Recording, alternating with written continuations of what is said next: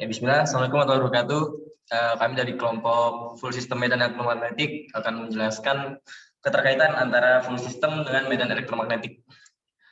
Untuk anggota kelompok bisa dilihat di slide. Nah, sistem ini fungsinya untuk mensuplai kebutuhan bahan bakar ke dalam silinder sesuai dengan kebutuhan mesin. Contoh gambar di bawah ini beberapa komponen dari full system. Ada full filter, full pump, karburator, dan lain-lain. Next. Nah, full tank. Full tank ini adalah tangki bahan bakar terbuat dari plat besi, dipasangkan di bagian belakang kendaraan untuk menghindari bocor pada saat terjadi tabrakan. Pada bagian dalam dilapisi dengan lapisan anti karat. Separator dipasangkan di dalam tangki untuk mencegah bahan bakar turun naik pada saat mobil berjalan. Ujung pipa hisap bahan bakar diletakkan dengan jarak 2-3 cm dari dasar tangki untuk mencegah terisapnya air dan kotoran. Next. Lalu ada full filter. Fungsinya untuk memisahkan air dan debu yang terkandung di dalam bensin. Saringan berfungsi untuk menurunkan kecepatan aliran sehingga partikel yang lebih berat dari bensin akan tertinggal di dasar saringan. Nah, untuk catatannya, untuk mobil-mobil tertentu saringan bensin diletakkan di dalam tangki dan dijadikan satu dengan pompa bensin.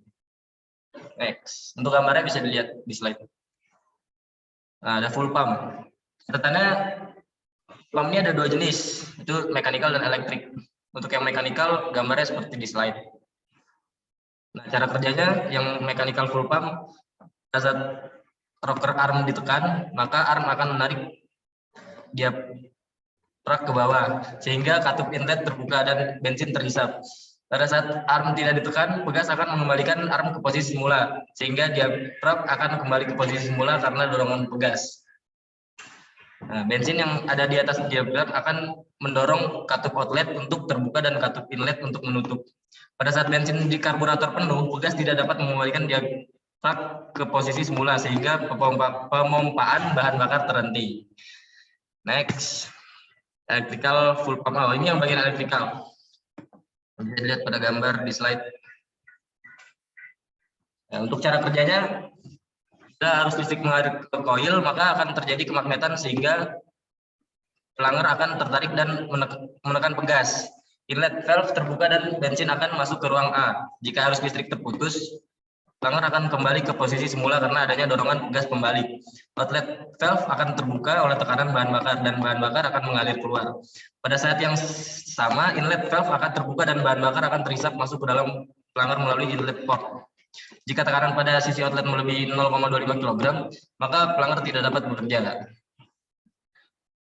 Nah, karburator masuk karburator seperti gambar di slide. Fungsinya untuk membentuk atau menyediakan campuran bahan bakar yang sesuai dengan kondisi kerja mesin. Untuk selanjutnya akan dijelaskan oleh Rida Diki Pratama. Selanjutnya adalah sistem pelampung, yaitu berfungsi untuk mempertahankan ketinggian permukaan bahan-bahan di ruang pelampung tinggi. Ini diperhitungkan jaraknya dengan ketinggian main nozzle. Lanjut.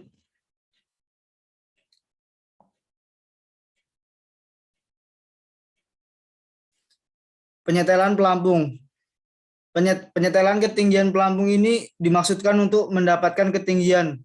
Caranya dengan mengukur jarak bodi karburator dengan pelampung menggunakan measuring block. Next. Pipa ventilasi udara.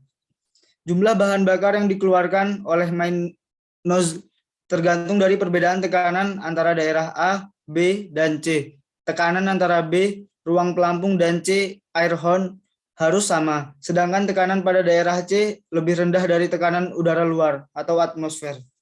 Jika saringan udara tersumbat atau mampet, packing ruang pelampung bocor, pipa ventilasi tersumbat, maka karburator akan menjadi banjir. Untuk gambarnya dapat dilihat di slide. Idle mixture adjusting berfungsi untuk mengatur perbandingan campuran bahan bakar yang dikeluarkan oleh slow jet dengan udara agar perbandingan udara dan bahan bakarnya 12:1 pada saat idle. Jangan mengencangkan idle mixture screw terlalu keras karena akan menyebabkan idle screw menjadi cacat.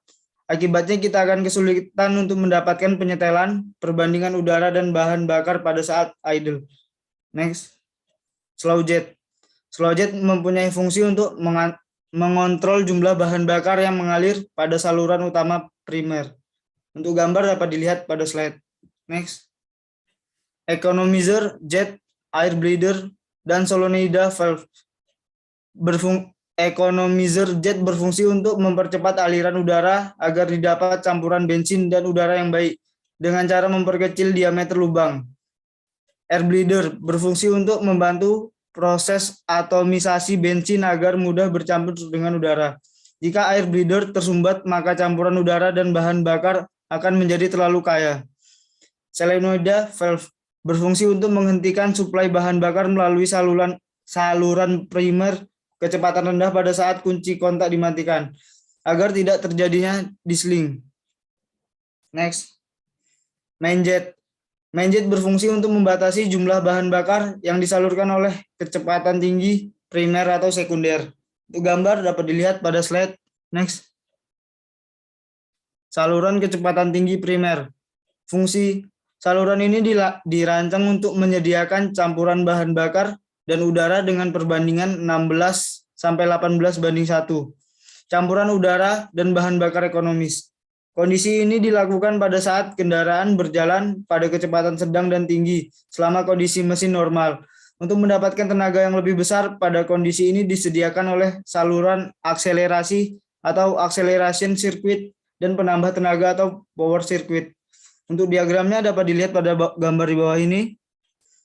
Next. Saluran kecepatan rendah sekunder berfungsi untuk mengatasi keterlambatan suplai bensin ke mesin pada saat awal saluran kecepatan tinggi sekunder bekerja. Cara kerjanya yaitu pada saat throttle valve sekunder mulai membuka, aliran udara yang melewati venture sekunder bergerak lambat. Akibatnya bensin yang keluar dari main nozzle sedikit. Campuran udara dan bahan bakar menjadi kurus. Untuk mengatasi hal ini, maka throttle primer membuka sedikit throttle sekunder dengan secondary toss angle oleh mekanisme kick up. Akibatnya timbul kevakuman pada secondary slow port dan menyebabkan bensin dapat mengalir. Next. Selanjutnya akan dilanjutkan oleh Rafiq Aziz Isnau. Oke, saya tidak. Lalu pada bagian ini yaitu saluran kecepatan tinggi sekunder atau secondary high speed circuit. Pada bagian ini yaitu saluran kecepatan tinggi sekunder dirancang untuk bekerja. Jika mesin membutuhkan output yang lebih tinggi, maka venturi, main jet, nozzle, dan jet-jetnya dibuat dengan ukuran yang lebih besar. Dengan catatan, untuk membuka secondary throttle ini dipergunakan diagram atau sebuah bandul penggerak. Next. Selanjutnya yaitu secondary touch angle. Secondary touch angle ini merupakan sebuah mekanisme yang dibuat sedemikian rupa sehingga throttle valve akan mulai membuka jika throttle valve primer membuka pada sudut 55 derajat hingga 65 derajat. Sudut ini disebut secondary touch angle. Cara kerja dari secondary touch angle ini adalah jika throttle primer membuka kurang dari sudut 55 derajat hingga 65 derajat, maka lever B akan terangkat oleh pegas. Akibatnya, meskipun diagram menarik rode ke atas, maka lever C tidak akan mengalami perputaran. Dan apabila throttle primer membuka lebih dari sudut secondary touch angle tersebut, maka lever A akan berputar yang memiliki arah berlawanan dengan jarum jam dan mendorong lever B, sehingga lever C bergerak dengan bebas dan throttle secondary dapat terbuka. Untuk mekanismenya bisa dilihat pada gambar. Lanjut. Selanjutnya yaitu kick up mekanis. Kick up mekanis memiliki fungsi untuk menjaga agar secondary throttle valve tidak mengalami kemacetan oleh adanya endapan karbon atau karbon deposit.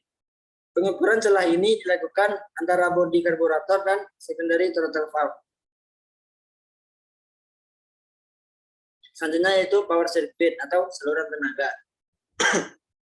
Saluran tenaga atau power circuit merupakan saluran kecepatan tinggi primer yang dirancang untuk melakukan perbandingan ekonomis. Apabila jika mesin harus menghasilkan tenaga yang lebih besar, maka harus ada penambahan bahan bakar yang seharusnya disuplai ke saluran kecepatan tinggi primer tersebut, hingga perbandingan udara dan bahan bakar menjadi 12 hingga 13 berbanding 1. Untuk diagramnya bisa dilihat pada gambar. Selanjutnya yaitu acceleration circuit. Bila pedal gas diinjak secara tiba-tiba, maka udara yang masuk ke mesin akan mengalami pertambahan cepat dan bensin akan terlambat. Hal ini disebabkan oleh bensin yang lebih berat daripada udara. Namun untuk mengatasi hal tersebut, maka pada karburator dibuatlah sebuah saluran percepatan agar perbandingan bahan bakar dan udara yang terdapat di dalam karburator tersebut memiliki perbandingan 8:1. Dengan catatan, di samping pompa akselerasi model piston terdapat sebuah pompa akselerasi model diagram seperti yang dipasang pada Daihatsu Zebra maupun Ceria. Lanjut. Kemudian phase idle mechanism. Pada bagian ini memiliki fungsi untuk menaikkan putaran idling mesin pada saat mesin dingin dan katup cuk beroperasi agar mesin dapat hidup dengan baik dengan jalan membuka sedikit katup throttle. Selanjutnya yaitu unloader. Unloader ini merupakan sebuah bagian yang memiliki fungsi untuk membuka sedikit katup cuk pada saat katup beroperasi dan pedal gas diinjak dalam-dalam. Tujuan dari unloader ini adalah untuk mencegah campuran bensin dan udara yang terlalu kaya karena kekurangan udara pada saat pedal gas diinjak.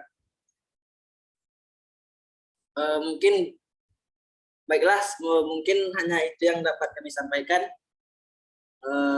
Jika ada kekurangan kami mohon maaf. Saya akhiri dengan Assalamualaikum warahmatullahi wabarakatuh.